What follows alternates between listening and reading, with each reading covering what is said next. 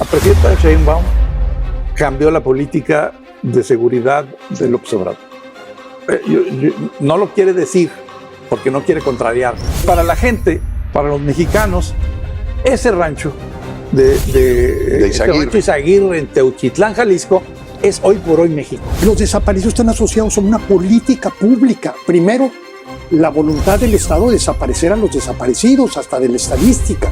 ¿Cómo el gobierno puede hablar en términos de empatía o de responsabilidad respecto al tema de los desaparecidos cuando en tu política presupuestal justamente castigaste los recursos destinados precisamente para que el Estado aborde ese tema? Ahora, como ciudadana, me enfrento a un dilema muy serio. Mi dilema es, ¿voy a votar el 1 de junio o no voy a votar?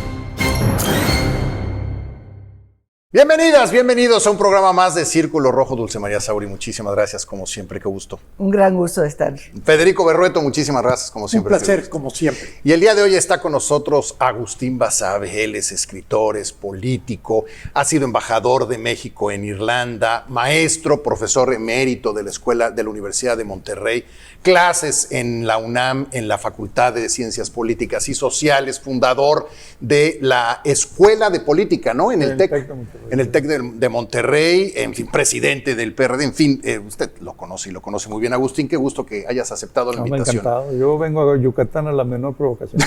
Con cualquier cosa ves para acá. Bienvenido y gracias por venir. Pues si nos permites, nos gustaría empezar mucho platicando del futuro del sistema de partidos. Mientras Morena se sigue consolidando, el PAN y el PRI se siguen desdibujando, no parece haber una oposición real funcionando y la verdad es que no se ve para cuándo. ¿Qué ves tú como futuro? Mira, el sistema de partidos mexicanos se formó en una suerte de tripolaridad. Estoy hablando de la transición democrática para acá, ¿no? Un centro ideológicamente nebuloso que era el PRI, muy amplio, porque el PRI fue un partido que se fundó. Yo siempre he dicho que Plutarco Elías Calles no quiso fundar un partido, quiso fundar un entero, donde cupieran todos los grupos y todas las clases sociales, en fin. Bueno, ese partido grandote que fue hegemónico durante mucho tiempo, que era una suerte de centro, luego la derecha o centro derecha, que era el PAN, y luego se conformó un centro izquierda o izquierda, que era pues esa confluencia de partidos que acabó en el PRD, sí, en 89. Esos tres partidos, esos tres bloques, tenían satélites siempre, partidos chiquitos por los lados, digamos, en la periferia, pero eran los que manejaban, digamos, la vida política mexicana. El PRI gobierna 71 años, luego hay una alternancia, la primera alternancia hacia el PAN, luego hay una segunda alternancia donde regresa el PRI, y luego hay una tercera alternancia donde gana ya no el PRD, sino un desprendimiento del PRD que se llamó Morena. Sí. Eso ya se acabó. Esa tripolaridad partidista ya no existe, porque Morena se convirtió en un partido hegemónico, porque el PRI se ha estado desdibujando, porque además yo creo que el PRI, además de todos los problemas que tiene una crisis de identidad. Su identidad se la robó Morena. Y en buena medida la identidad tradicional del vínculo con el pueblo, con la cercanía, con la gente, esa parte, no toda, esa parte se la llevó Morena. Entonces el PRI está desdibujado, y yo creo que es una crisis que podría ser terminal, aunque es mal negocio hablar de la muerte del PRI, porque lo hemos hecho muchas veces y ahí sigue. Pero yo creo que ya está muy difuminado. Y el PAN, que no tiene una crisis de identidad, tiene una crisis de integridad, pero no de identidad. Porque yo creo que la identidad de los panistas sigue estando ahí, ¿no? Sí, ¿por qué defienden ellos? Pues sí es muy diferente a lo que defienden los de Morena, ¿no? Sí. El PAN no tiene una crisis de identidad, pues por eso yo creo que el PAN tiene remedio, si se refunda, si se reinventa, porque no ha perdido su identidad. No tiene una crisis identitaria.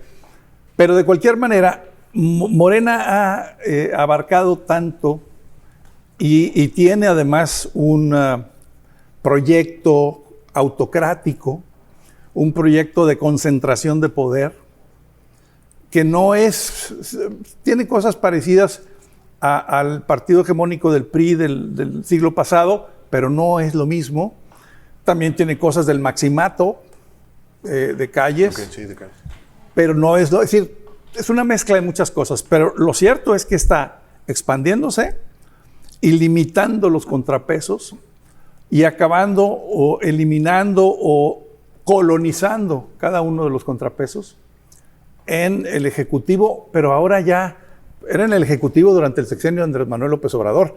Ahora es en una suerte de politburó, si me vale la expresión, una suerte de politburó en donde están, pues ahí están metidos los líderes de las corrientes, de las tribus de Morena, porque ojo con eso, así como el PRD fue tribal, Morena es tribal, sí, claro, aunque todavía no lo vemos muy claramente, porque durante mucho tiempo estuvo la figura de López Obrador como digamos, argamasa que unía a todos, y eso ya se está haciendo a un lado, por lo menos no es visible. Entonces vamos a empezar a ver a las tribus y las guerras tribales que vimos en el PRD, creo yo. Pero bueno, ese proyecto de Morena, partido hegemónico, colonización de los contrapesos o eliminación de alguna manera, sí, u otra, es lo que está haciendo que este país ya no tenga un sistema de partidos. Tiene un sistema de un gran partido hegemónico y de partidos de oposición diluidos, en buena medida desaparecidos, desvanecidos de la contienda, de la lisa política. Y eso es muy peligroso. Ahora, ¿esa es la situación actual que crees que pase, Dulce? A ver, la primera cuestión es que coincido con Agustín en que Morena es una nueva especie de animal político que tenemos que empezar a conocer y a definir. Pero me parece también que hay otro actor o actora importantísimo en este análisis. En concreto es la sociedad mexicana. A mí me gustaría saber qué pasa en esta nueva forma de distribuir el poder. En el Estado, pues ya hay un diagnóstico bastante avanzado, ¿no?, de concentración, de regresar a un régimen autocrático, con todo lo que puede significar regresar actualmente, que es distinto a pensar en que se va a volver a reeditar la década de 1970, ¿no? Pero la sociedad mexicana tampoco es la misma. Entonces, a mí me gustaría conocer qué puede aportar a una discusión sobre el papel de la sociedad ante el embate que estamos sufriendo por parte de esta fuerza hegemónica que se llama Morena y sus aliados políticos. Y concretamente me importa mucho regresar a Luis Donaldo Colosio hace 31 años.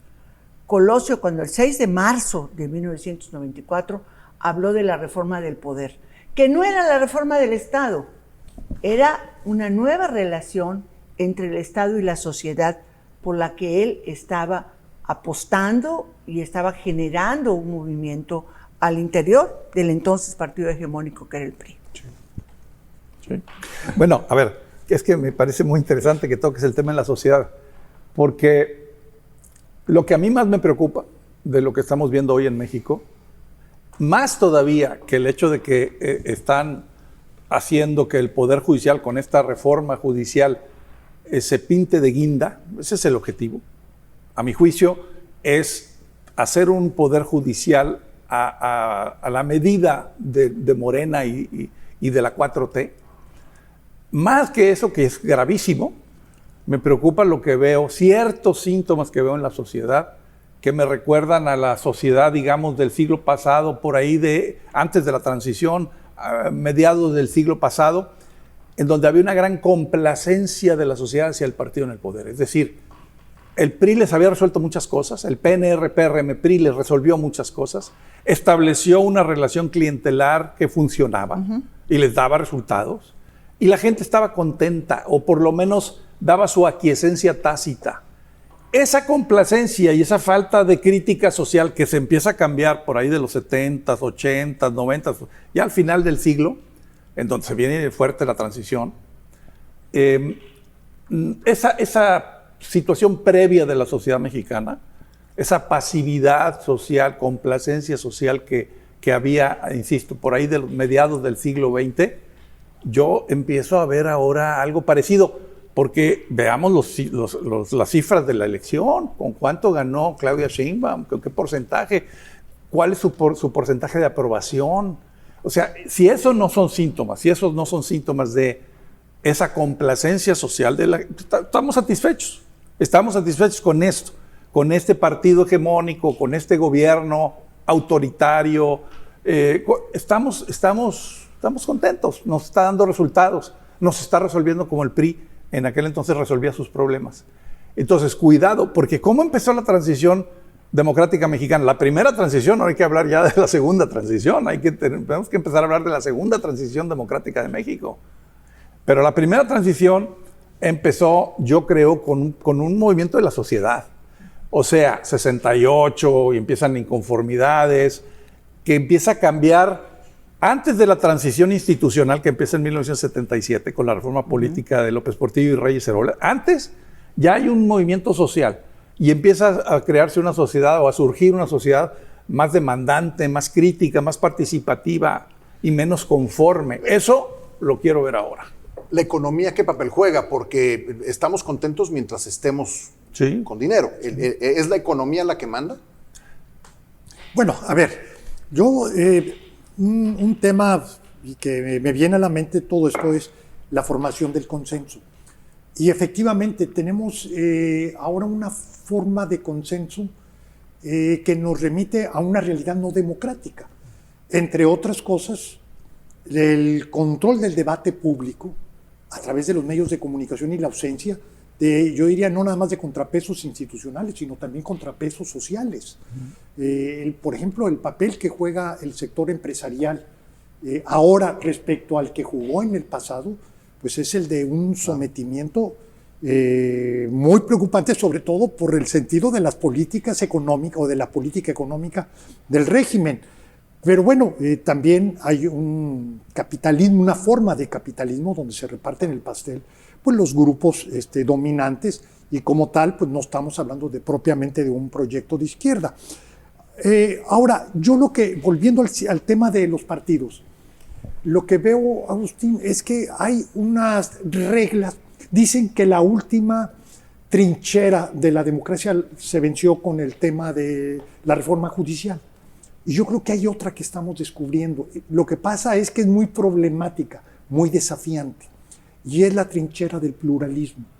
Y la trinchera del pluralismo no pasa necesariamente por los votos, sino por las reglas del juego para la asignación de la representación proporcional.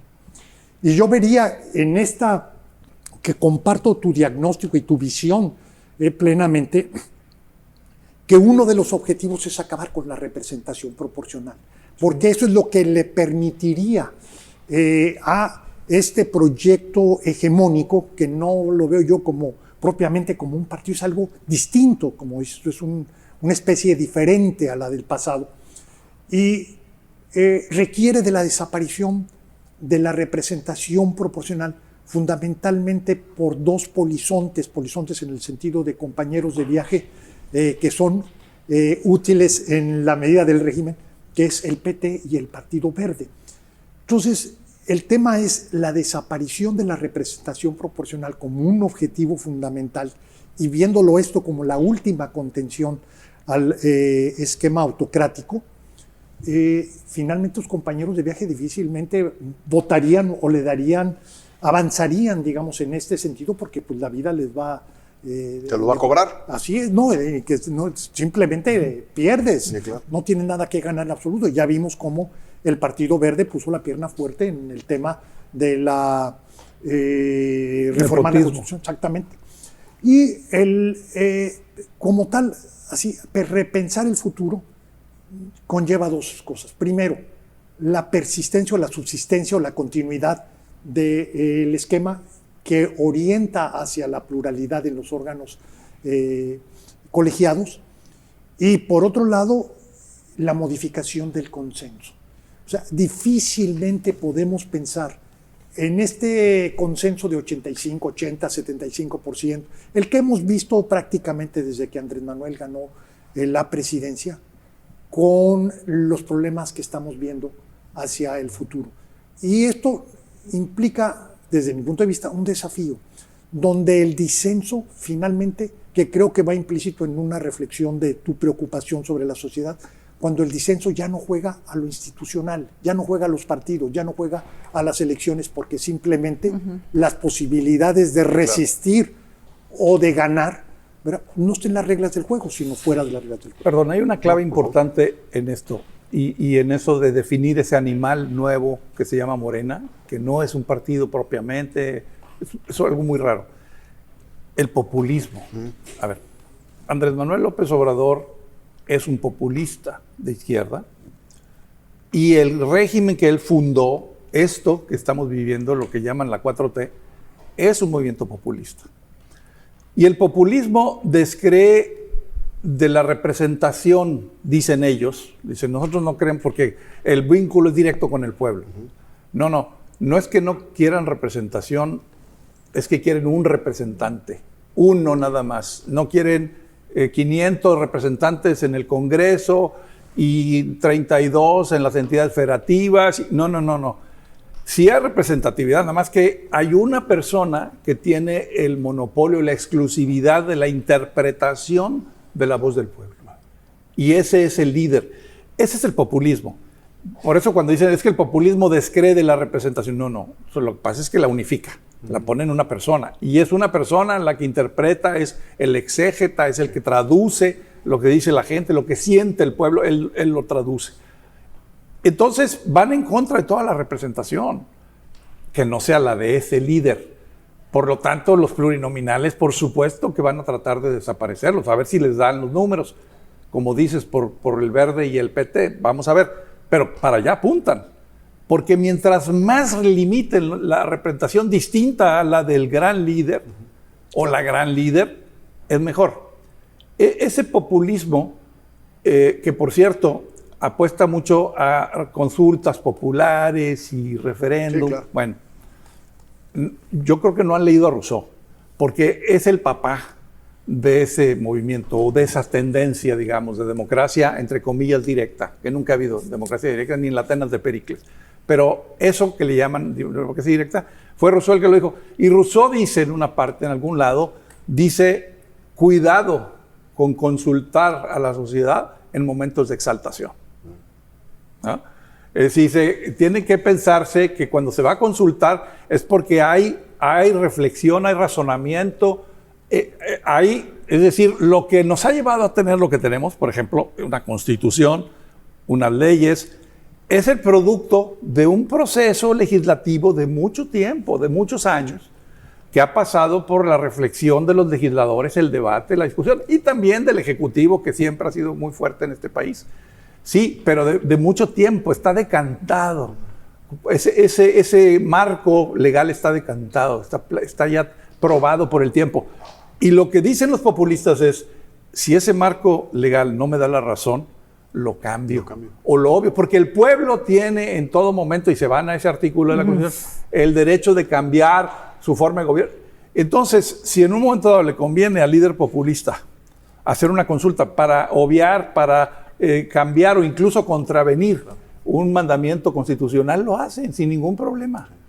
Y todos esos referendas, esos consultas, en realidad son manipulación. Desde luego. Por lo que decía Rousseau, porque se habla a las fibras sensibles y no a las inteligencias de la gente. Se aprovecha, acuérdense que el populismo dice siempre, tenemos que generar sentimientos. Sí.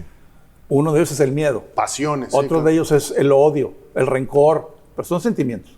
Entonces, dicen, bueno, vamos a consultar cuando no les conviene, cuando la ley los frena, porque además, acuérdate, para cualquier populista, todo el marco legal e institucional es una camisa de fuerza, no le gusta, no lo deja actuar como él quiere. La discrecionalidad es intrínseca al populismo.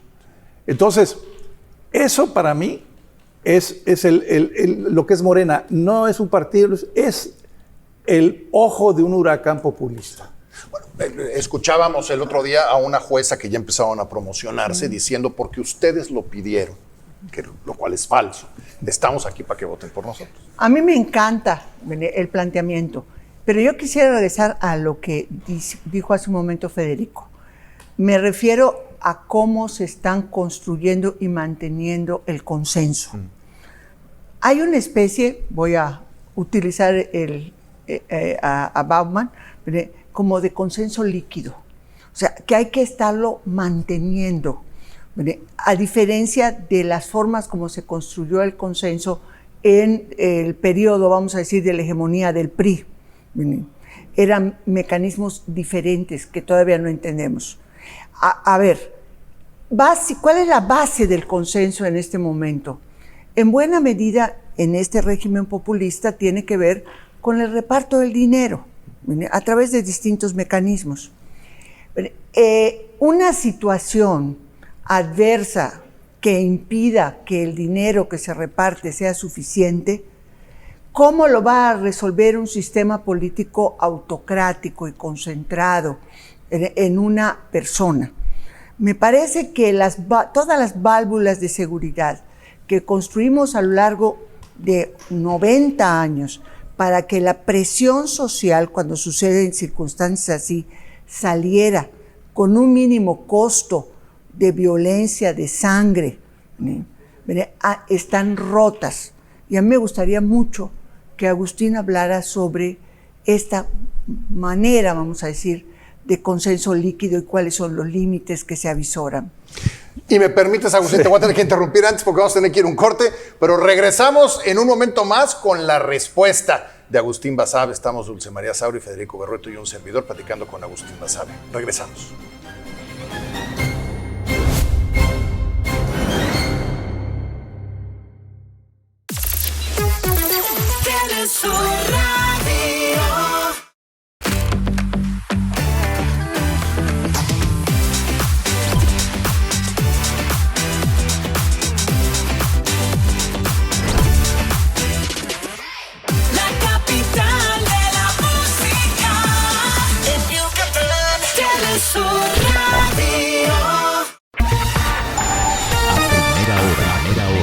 Para despertar con toda la información, escuche a Primera Hora con Gastón Lambarry y Viridiana Pacheco, de lunes a viernes en punto de las 6:30 de la mañana por Telesur Radio.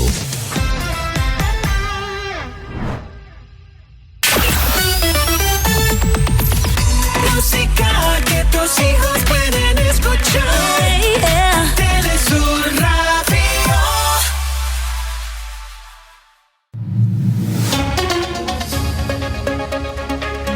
Manténgase informado de lunes a viernes a la 1:30 de la tarde con Juan Pablo Galicia y Fernanda Solís. Solo por Telesur Radio. Telesur Radio.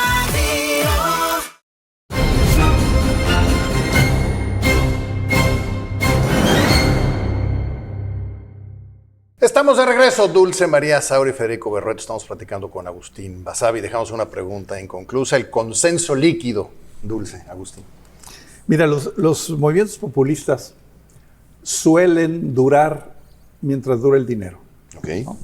Cuando hay un régimen, por ejemplo, Venezuela, ¿no? Pues está el boom petrolero y todo funciona porque hay dinero. Y el dinero se reparte a raudales y en fin, hay una cierta esplendidez del gobierno. Cuando se empieza a cerrar esa válvula, empiezan los problemas. ¿Qué es lo que está pasando, a mi juicio, con Maduro recientemente? La última elección la perdió. Sí, claro. La perdió. Y la perdió en buena medida porque la economía ya no es la misma y porque hay un serio problema económico. Y ya no hay para usar otra vez el término de consenso, ya no hay ese consenso que sí tenía Chávez en su momento. Ya no lo tiene Maduro. Ya no tiene esa mayoría y una minoría aquiescente. Tiene una mayoría opositora. Y se le va acabando el capital político. Porque se le acabó el capital económico. Bueno, entonces, en México hay un régimen que efectivamente le apostó a los subsidios, a los programas sociales, lo cual era muy necesario y yo no lo critico. Qué bueno que se dieran apoyos a la gente que los necesita. Pero si tú no sustentas eso en una reforma de fondo, por ejemplo, una reforma fiscal que no se hizo y no se ha hecho, si tú no sustentas eso en algo que te dé durabilidad o que le dé al modelo durabilidad, entonces se te puede acabar. Y si tú no lo planeas, que ese es otro problema de los populistas que no suelen planear, el caso de Donald Trump en Estados Unidos. Es un hombre de instintos, de pulsiones, es una mente táctica, no estratégica, cortoplacista. No planean, van ahí como murciélagos que tiran, ¿no?, en la noche sus sonares y donde rebotan se hacen a un lado porque ahí hay una pared. Entonces tú, cuando no tienes esa planeación financiera y no dices, bueno, si yo no preveo qué va a pasar y cómo voy a ser sostenible a este modelo, entonces te topas con la pared o te puedes topar con la pared. Okay. Yo creo que la presidenta Sheinbaum va a tener que enfrentar muy pronto el dilema de mantener las cosas como están, hacer una reforma fiscal de fondo. Sí. Yo pienso que la reforma fiscal es ineludible. Pueden posponerla un poco, pero evitarla me parece que no. Y eso tiene que ver con los consensos, porque los consensos se acaban cuando se acaba el dinero, yo insisto. Y otra cosa, una de las características del populismo es que no te resuelve de fondo los problemas, de fondo.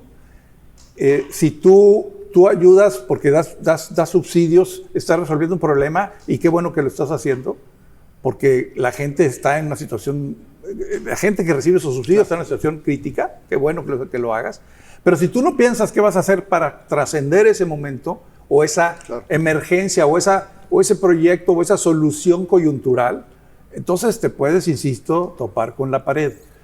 El caso, a López Obrador le irritaba mucho el refrán chino de que no le des pescado a la gente, enséñanos a pescar. Se enojaba muchísimo cuando decía, y ya me están diciendo que enseña a pescar, y que si no hay agua, y que si no hay, decía él, y si no hay un estanque, y si no hay, entonces, a ver, algo de cierto tiene ese refrán chino, y no es que tú no puedas dar pescado directamente. Mientras tengas. El problema es que si tú no resuelves un problema de productividad, para empezar, de sostenibilidad de las familias, o sea, a una familia tú le das un subsidio porque una familia que está en pobreza extrema, bueno, a la pobreza extrema casi no le llegó nada, pero a la pobreza, digamos, a secas, le das algo, le das un subsidio, qué bueno que se lo das, pero ¿qué más le vas a dar? ¿Qué capacitación, qué educación le vas a dar a esa gente para que esa gente pueda trabajar, buscar un medio de empleo o incluso poner una microempresa?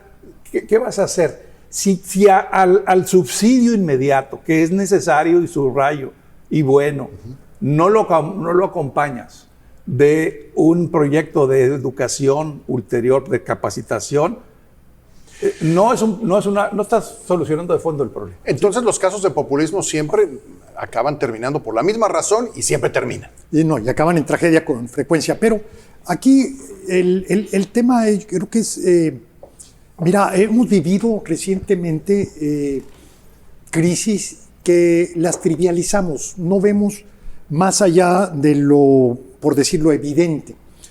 Por ejemplo, me remito a esto que ha provocado gran revuelo del rancho Izaguirre en Jalisco, en las proximidades donde hay un campo de exterminio. El gobierno dice que no, pero bueno, no, pero lo que aquí hay de por medio, más allá del hecho específico, es el asunto de los desaparecidos. Y los desaparecidos excede por mucho la particularidad del hecho. Y los desaparecidos están asociados a una política pública. Primero, la voluntad del Estado de desaparecer a los desaparecidos, hasta de la estadística. Pero no solamente eso. Disminuye el presupuesto que requieren las autoridades locales y federales para atender de una forma más o menos razonable el asunto, como la identificación de restos humanos. Y hay entidades que tienen esa atribución, esa capacidad, y lo que haces es castigarlos con el presupuesto. O sea, ¿cómo? Y más allá no quiero entrar yo a polemizar respecto a la actitud que ha tenido la presidenta, más bien quiero hablar del gobierno. ¿Cómo el gobierno puede hablar en términos de empatía o de responsabilidad respecto al tema de los desaparecidos cuando en tu política presupuestal justamente castigaste los recursos destinados precisamente para que el Estado aborde ese tema?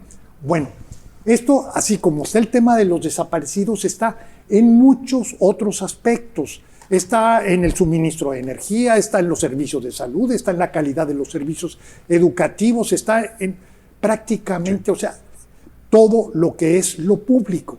Y es esta incapacidad que está teniendo el gobierno y yo diría el Estado para enfrentar sus responsabilidades fundamentales. En otras palabras, sí, asignas tus recursos a los más necesitados, pero ¿a costa de qué? ¿A cuenta de quién? Claro. Bueno, ahora me gustaría cambiar de velocidad. De la inseguridad. Entramos al tema de la violencia. Que yo creo que es necesario hablar de lo ocurrido y el tema de la violencia, ¿no? Decías tú que te leí el otro día, hablabas de lo que decían geológicos los cadáveres. Ah, sí. Ahorita por aquí lo apunté porque es muy interesante. Una ahorita plática te lo que tuve cuento con Porfirio Muñoz Ledo. Exacto. Que en paz descanse. Bueno, no sé si en paz, porque en paz nunca estuvo. Pero recuento necrogeológico. Eso, es que un día estábamos platicando y me decía, hay fosas en Guerrero, me decía Porfirio, en donde enterraron primero, en esa misma fosa, a los guerrilleros que mataron en los 60 y los 70. Y luego, arriba... En la capa de arriba. En la capa de arriba aventaron cuerpos de los pleitos ya del crimen organizado entre sí, digamos. De un choque entre narcos. Entre narcos. Y luego, más arriba, están las víctimas ya recientes, estas de los desaparecidos actuales. O sea, por eso es que es una cosa ya de hacer una geología necrológica en México. A ver, la presidenta Sheinbaum cambió la política de seguridad de López Obrador. No lo quiere decir porque no quiere contrariarlo, pero la cambió. Y yo creo que la cambió por dos razones. Primero, porque por sí misma era insostenible. Claro. Ya no se podía seguir así en este país, con ese laissez-faire, le llamo yo, dejar hacer y dejar pasar al crimen organizado. Yo no me meto... y como yo me estoy portando bien contigo, espero que tú te portes bien conmigo. Esa era la lógica, parece infantil, pero esa era, yo no te voy a atacar y a cambio tú le bajas 2 rayitas a la violencia y si me puedes ayudar en las elecciones de pasada, pues hombre, no te diré hay lo que sea tu voluntad. ¿Ah? Eso es lo que pasó el sexenio pasado, esa fue la apuesta de López Obrador. Llega la presidenta Sheinbaum y ya no puede mantener eso porque no se puede mantener. O sea, ya no da el país para eso, pero además porque llega Donald Trump allá. Y porque Trump y todo su grupo y las agencias de seguridad de Estados Unidos empiezan a exigir acción. Entonces se cambia la política y empieza a haber ya menos abrazos y más balazos, si lo quieres poner en los términos coloquiales de Andrés Manuel. Bueno. Pero cuando llega el tema del rancho de Teuchitlán, del rancho Izaguirre, yo no sé por qué, no sé qué atavismo ahí llevó a la presidenta y a su gobierno a volver otra vez a emular a López Obrador en eso, y es bajarle, minimizar. Pues no era un campo de exterminio, ¿verdad? Era un campo de entrenamiento, pero no era de exterminio, pero realmente no había fosas o no crematorios. No había hornos crematorios. Como los de Auschwitz. O no había quién sabe qué. Eso es un gravísimo error. Así lo hacía López Obrador. Y a él le alcanzaba. Ya a la presidenta no le va a alcanzar. Y es un grave error. Porque para la gente, para los mexicanos, ese rancho ese rancho Izaguirre en Teuchitlán, Jalisco, es hoy por hoy México. Claro. Y si tú le dices, no, pero mira, pues entrenaban, pero no mataban, o mataban poquitos. Sí. Eran malos, pero no muy malos, no eran tan malos porque no exterminaban. La gente no está pensando nada más en ese rancho, para el imaginario colectivo mexicano es México.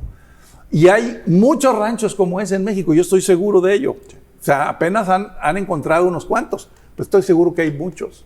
Y la gente lo sabe, porque la gente que vive en los pueblos y que padece esas atrocidades, a ver, San Fernando en Tamaulipas, cerca de tu tierra y la mía, qué barbaridad. O sea, ¿no se acuerdan de lo que pasaba ahí con los Zetas en aquel entonces? Bueno, por favor, que no digan que eso no existe en México, que no digan que no hay exterminio. Exterminio es aniquilación. Sí. No están aniquilando a la gente, no ponían a los muchachos reclutados con engaños a pelearse entre sí para ¿cómo los enseñaban a matar? Matándose entre ellos. Eso no es exterminio. Entonces, pero olvídate de la palabra, ya sin caer en una selva semántica. ¿Qué es lo que está pasando ahí? Se está desapareciendo, secuestrando, desapareciendo jóvenes que se les recluta diciéndoles que hay una oportunidad de trabajo. Unos sobreviven y se van de sicarios y otros quieren escapar y los matan y otros mueren ahí en el entrenamiento. Sí. Eso es lo que está pasando en muchas partes del país. El crimen organizado ha penetrado al gobierno y a la sociedad mexicana también. Y hay comunidades enteras en donde el padre es sicario, la madre narcomenudista y los hijos son halcones. Ahí está, porque ahí trabajan, porque de eso viven en esas comunidades. Entonces, querer tapar un horno con un dedo, querer decir, no existe eso, mira, no es tan malo. Sí había un rancho y... Sí había violencia. Había violencia y llevaban muchachos con engaño, pero no los exterminaban. Sí, no hay manera de ligarlo con un campo. Son malos, pero no tan malos, ¿verdad? Eso creo que es un grave error. Y yo sí creo que deben de cambiar de postura en Palacio Nacional, porque va a surgir pronto otros ranchos, ¿eh? Van a aparecer las madres buscadoras, que hicieron una labor ejemplar, y eso es otro grave error, sí, claro. Atacar a las madres buscadoras, ¿va? O criticarlas o decir que están haciendo el juego a no sé quién, cuando ellas son las verdaderas víctimas, no el gobierno, son ellas las víctimas. ¿Cómo te vas a poner a criticarlas y a decir que cuando con sus propios recursos, casi con las uñas escarban la tierra para buscar a sus hijos? ¿Y cómo te pones a criticar eso? ¿Y cómo te pones Hay que reconocer la realidad del país.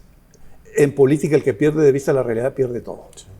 Yo creo que tiene que haber un cambio en ese sentido, porque si bien la política de seguridad ya es otra, esta forma en que están tratando este tema es la misma. Ahora, el gobierno está muriéndose de ganas de que pase algo, de que Donald Trump diga algo, de que nos unamos todos contra Estados Unidos, que son los malos.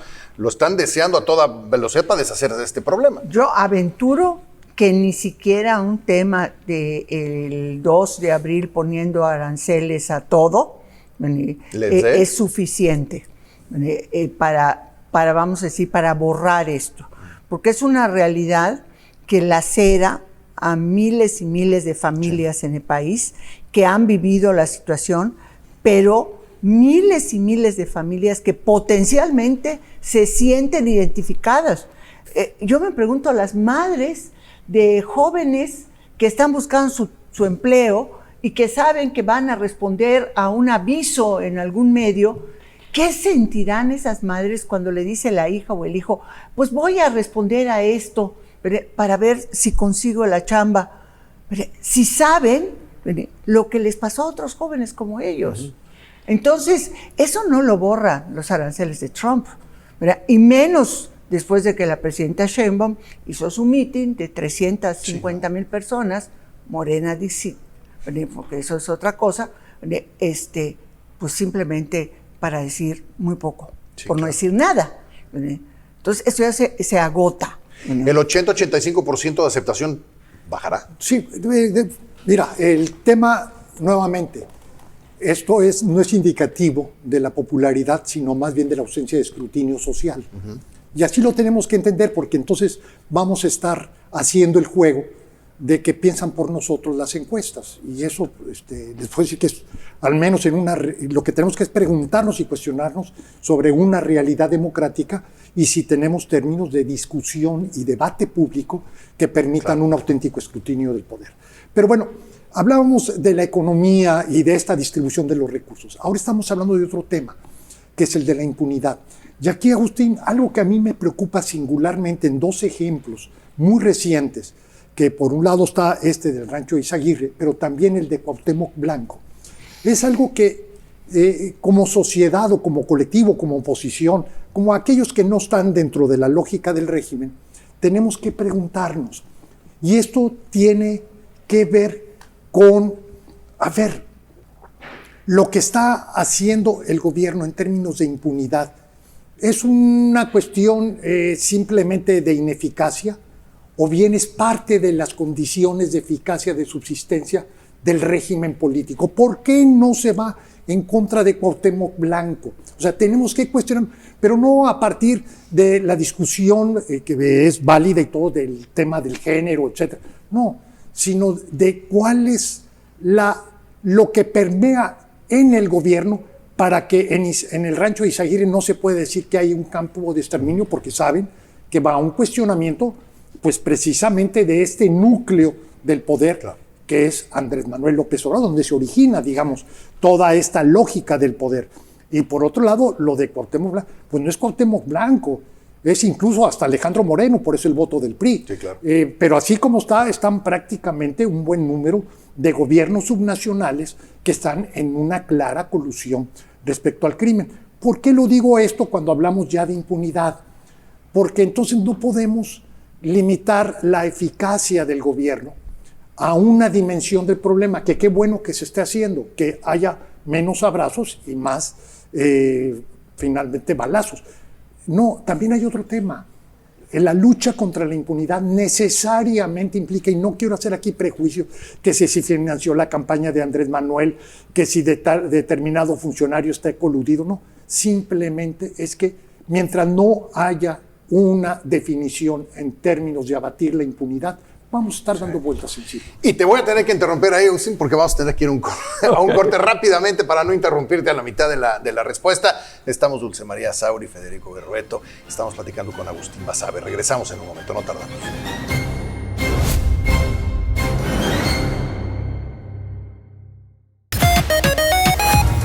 El playlist de tu día. Telesur Radio. Todas las mañanas empieza tus vueltas con La Mutualista, donde nadie es experta, pero todas opinan. 10:30 de la mañana. Solo por Telesur Radio. Música que tus hijos pueden escuchar. Telesur Radio.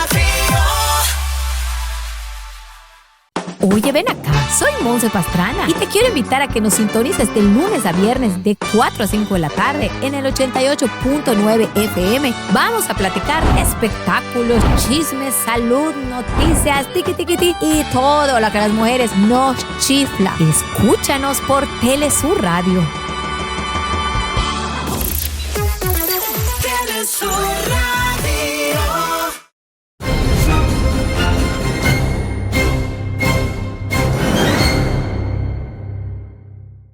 Estamos de regreso en Círculo Rojo. Agustín, te interrumpí violentamente antes de que empezaras a contestar.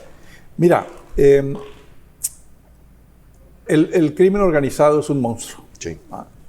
Ha crecido de manera descomunal, tiene raíces en todas partes. Es un problema endemoniadamente difícil de resolver. Lo que yo escribí hace tiempo un artículo, lo que yo le sugeriría a la presidenta de la República es que aproveche, ahora sí que como se dice en ese lugar común, que una crisis se vuelve una oportunidad, uh-huh, que la crisis de la relación bilateral con Estados Unidos y con ese presidente tan agresivo y tan particularmente hostil a México, la aproveche de esta manera. Él, y por cierto, en esto lo trascienden a él, porque las agencias, la DEA, la CIA y compañía, tienen agenda propia y vida propia y se mueven por sí mismas. Pero todo eso que está ahora encaminado, enfocado, apuntando a México, que en lugar de quedarse de una manera pasiva y digamos, reactiva, que tome una actitud de proactividad en el sentido de que se diseñe un plan para combatir al crimen organizado, de veras, no nada más a dar resultados espectaculares, que es lo que le interesa a Trump. Pues, ahí tenemos la cabeza de tal capo, ahí agarramos a no sé quién, estamos parando. No, de veras, para que a México sí le solucione el problema y que haga ese programa, ese proyecto en donde participe Estados Unidos, pero elaborado por nosotros, por los mexicanos, y diciendo, mire, vendérselo a él y decirle, ayúdenos, y sí nos va a ayudar, sí nos van a ayudar, pero nos van a ayudar como nosotros le estamos pidiendo que nos ayuden. ¿No? Y en ese sentido nos van a ayudar, a ver, juguemos con el narcisismo de Trump. Él quiere el Premio Nobel de la Paz, ¿no? Ya lo ha dicho muchas veces, ¿no? Y por eso está metido en lo de Ucrania y está tratando de... En fin, ya sabemos todo eso. De veras lo cree y él dice que yo merezco el Premio Nobel de la Paz. Bueno, pues véndanle el proyecto, vénganse a pacificar México, señor. Pero como nosotros, vamos, este es nuestro plan, no el que ustedes hagan. No nos van a mandar drones, no van a venir unilateralmente. Este proyecto que se elaboró en México, que incluye la ayuda de Estados Unidos, se lo vendes a él. Dice, usted va a pacificar México y le va a dar bonos para el Premio Nobel de la Paz, que eso es lo que necesita para blanquear su reputación. Parece broma, pero es verdad. Es verdad. O sea, cuando tú juegas en política internacional con personajes de este tipo, como Donald Trump, tú tienes que pensar en eso, tienes que ver cuál es la psicología del personaje y tienes que ver cómo puedes que esa fiera que en cualquier momento te puede dar un zarpazo, pues te ayude antes y tú llegues antes de que te impongan un plan Marshall contra el crimen organizado, que tú llegues y le digas, aquí está, ayúdenos, pero así. Y eso le va a dar puntos a usted porque va a ayudar a pacificar a México. Bueno, es que si no se piensa en esos términos, de veras, yo no sé qué se va a hacer con Donald Trump. Ahora, y con el crimen organizado. Y además del crimen organizado, traemos una reforma judicial que también está cambiando las condiciones en la que la democracia se ha de mover, quiero suponer. Tiene consecuencias con la democracia. ¿Qué viene en camino? Eso es muy grave. Eso es muy grave. A ver, cuando López Obrador llegó a la presidencia de la República, había el mismo Poder Judicial que cuando él salió. Sus casi 6 años, porque le faltó un par de meses, ¿no? Sí. Su sexenio fue el mismo Poder Judicial que él sataniza al final, sobre todo satanizó. Ese estaba cuando él llegó, el mismo. Con la corrupción y el nepotismo y el elitismo que él criticaba, ya estaba. Pero no le molestó. Durante el tiempo que él tuvo a su servicio al presidente de la Suprema Corte de Justicia, no le preocupó eso. Ni la corrupción, ni el nepotismo, ni el elitismo del Poder Judicial mexicano. Estaba bastante conforme con él. Cuando cambia la presidencia de la Corte y llega una presidenta que lo confronta, entonces ya no le gustó. Lo que quiero decir es evidente que el proyecto de reforma judicial no es un proyecto para cambiar a la judicatura, es un proyecto de poder, es un proyecto y un plan para controlar el Poder Judicial, para colonizar el Poder Judicial. Sí. Eso es lo que quiere. A ver, ¿cuáles son los 2 vicios que señalaba el entonces presidente de México del Poder Judicial? Los principales, decía corrupción y elitismo. Están despegados del pueblo, no están con la gente, ¿verdad? ¿No? Están con los ricos, muy bien. ¿Qué contiene la reforma judicial para resolver esos 2 problemas? Absolutamente nada. Si tú quieres resolver el problema del elitismo, no meterías un esfuerzo enorme en hacer una defensoría de oficio de excelencia. Digo, finalmente a los que defienden, los que no tienen dinero para pagar un abogado, que ahí les asignan un defensor de oficio, ese aparato que está bastante mal, que es precario en México, bueno, le metes de veras esfuerzo, dinero para reformar y hacer una defensoría de oficio. Te estoy poniendo un ejemplo. Sí, claro. Eso tiene que ver con el tema del elitismo y de que los que no tienen dinero no les va bien, digamos, en el Poder Judicial. Bueno, no hay nada de eso.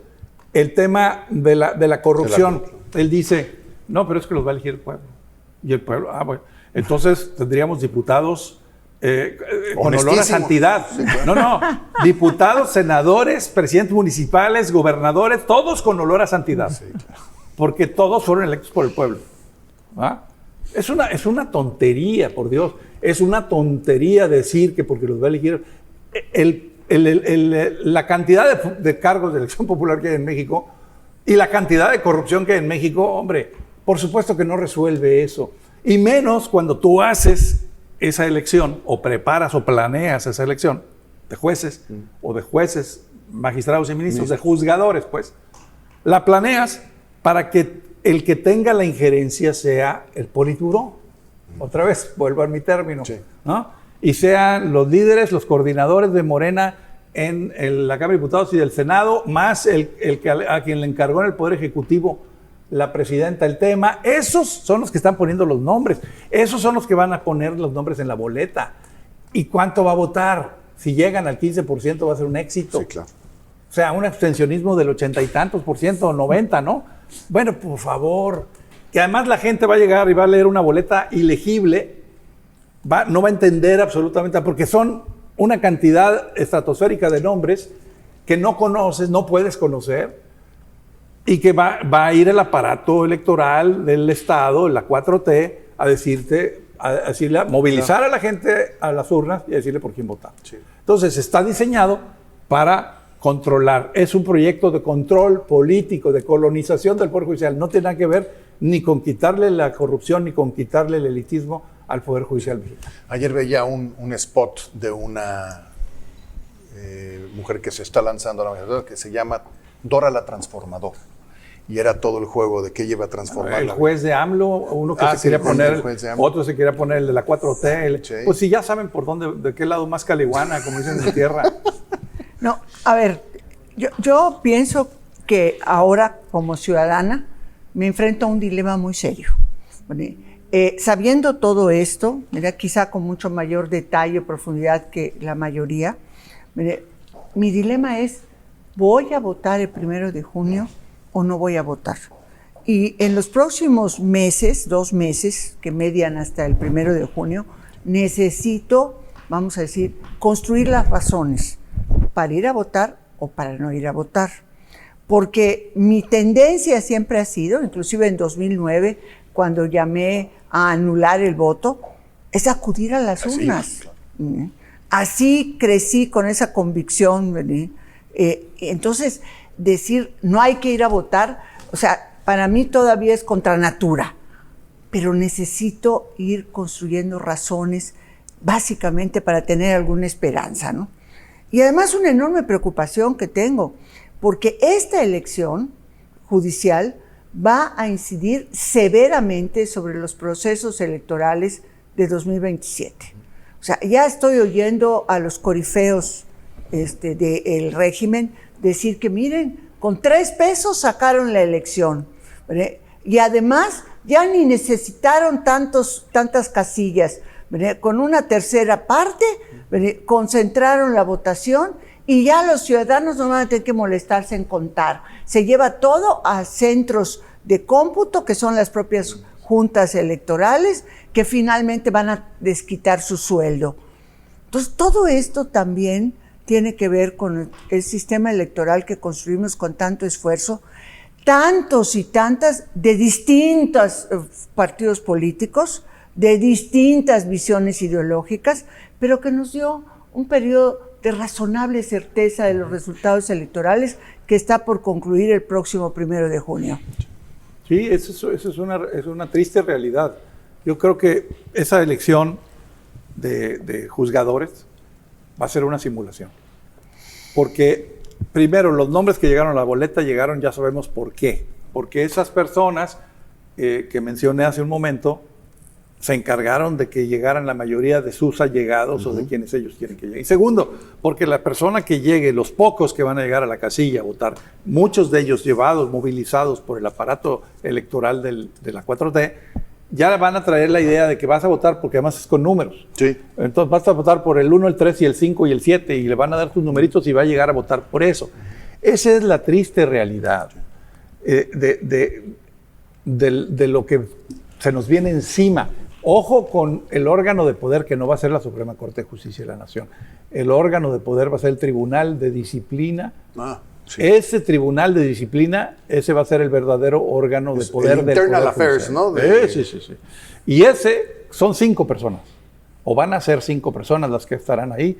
Ojo con quiénes van a estar ahí. Vamos a poner la lupa para checar de dónde vienen, porque ahí se puede reflejar la correlación de fuerza tribal de Morena, ¿eh? Fede, para empezar a cerrar con los minutos que nos quedan. El tema nada más lo resuelve. Yo sí voy a votar por razón no de convalidar ni de que crear, sino por una digamos, decisión personal de que el voto hay que... ¿Ejercerlo? Sí, hay que hacerlo, pero más que eso, voy a una discusión fundamental, la secuela.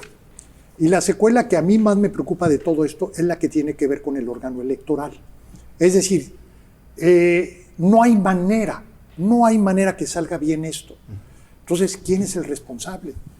Obviamente, la maquinaria de propaganda no va a decir una reforma mal conceptualizada, o sea, lo que es la conclusión obvia, no. Va a haber un culpable y me temo que el culpable va a ser el Instituto Nacional Electoral. Y con un objetivo, además. Debilitarlo. Vamos a debilitarlo y vamos a cambiarlo, porque lo que existe no funciona y qué mejor prueba que miren la elección de juzgadores. Vale. Y ese es el tema quizá que desde ahora debiéramos estar discutiendo. El resultado va a ser nefasto, incierto, y yo diría que es la maquinaria electoral de Morena la que finalmente va a resolver el resultado. Pero aquí el tema es, bueno, ¿qué viene después con el INE? Porque el órgano electoral se tiene que defender con todas sus insuficiencias y su colonización, ¿verdad? Se tiene que defender a toda costa. Dulce, un último comentario. Finalmente, lo que vamos a esperar es la iniciativa de reforma político-electoral que la presidenta Sheinbaum ha anunciado que va a presentar al iniciar el periodo de sesiones de la próxima legislatura, es decir, el 1 de septiembre. Ahí vamos a ver en blanco y negro el saldo dramático del resultado electoral para el INE. Y dejo una preocupación enorme que tengo. Las cosas se están deshaciendo muy rápidamente. Yo no alcanzo a visualizar los mecanismos de corrección que permitan reconducir el rumbo del país en materia de justicia, que es un elemento central de la convivencia colectiva. No hay manera, porque las instituciones dieron de sí. Y avisoro un futuro próximo, no sé qué tan cercano, pero próximo, en que la corrección de estas decisiones va a causar mucho dolor. Esa es mi preocupación. Un comentario final en este minuto que nos queda. Mira, vivimos en un régimen populista que instauró el expresidente López Obrador. Y la parte que a mí más me preocupa, vuelvo al inicio de la charla, es la complacencia de la sociedad. La aquiescencia, tú decías, la falta de escrutinio es eso. Pues te doy el beneficio de la duda, o estoy contento o estoy satisfecho, por lo tanto no te escarbo, no te cuestiono, ¿no? ¿Cómo empezó la transición democrática en México en la vía social? Yo decía que son dos carriles, ¿no? El carril institucional con las reformas políticas y el carril social. En el carril social fue con eso, con la sociedad que antes era callada, silenciosa, a una sociedad ruidosa, que protestaba, que se inconformaba, que cuestionaba, que se refleja, por cierto, en los medios, ¿no? En medios, en periódicos que empezaron a surgir, aquí en Yucatán uno, en Nuevo León otro, en México el Excelsior de Scherer, el Proceso, o sea, periódicos críticos o publicaciones o medios críticos que empezaron a desafiar el orden establecido, y en particular al vértice de ese sistema que era el presidente de la República de aquel entonces, sí, o los que fueran, el presidente en turno. Sí. Bueno, pero había antes de eso una complacencia social, la gente estaba contenta con el régimen. Eso es lo que yo veo hoy y eso es lo que más me preocupa. ¿Cuándo vamos a empezar la segunda transición democrática? México necesita iniciar una segunda transición democrática. Cuando empecemos a ver esos movimientos sociales, cuando la gente empiece a cuestionar, cuando la gente ya no empiece a decir, estoy bien, estás bien, me parece bien lo que estás haciendo a secas, no te voy a hacer ese escrutinio del que hablaba. Sí, claro. O sea, cuando empecemos a ver ese despertar o esa vuelta al despertar, sí, ese nuevo despertar, vamos a empezar a ver el arranque de esa segunda transición. Agustín Basabe, muchísimas gracias por haber aceptado esta plática muy interesante, como siempre, escucharte, y te seguiremos leyendo, tanto en El Milenio como en Proceso, todas las semanas. Gracias a ti, gracias Dulce, gracias Federico. Muchísimas, Federico, como siempre, muchísimas gracias. Gracias. Dulce María, muchísimas gracias. A ustedes. Así llegamos al final de un programa más. Muchísimas gracias por habernos acompañado. Que tengamos todas y todos un buen resto de semana.